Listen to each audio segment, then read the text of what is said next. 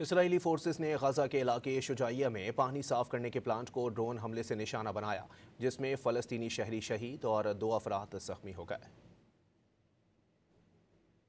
اسرائیلی forces نے غزہ کے علاقے شجاعیہ میں پانی صاف کرنے کے پلانٹ کو ڈرون حملے سے نشانہ بنایا، جس میں فلسطینی شہری شہید اور 2 افراد زخمی ہو گئے۔ اسرائیلی فورسز نے غزہ کے علاقے شجاعیہ میں پانی صاف کرنے کے پلانٹ کو ڈرون حملے سے نشانہ بنایا، جس میں فلسطینی شہری شہید اور 2 افراد زخمی ہو گئے۔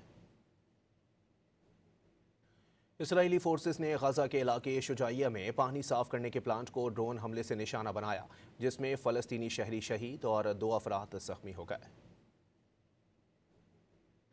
اسرائیلی فورسز نے غزہ کے علاقے شجاعیہ میں پانی صاف کرنے کے پلانٹ کو ڈرون حملے سے نشانہ بنایا، جس میں فلسطینی شہری شہید اور 2 افراد زخمی ہو گئے۔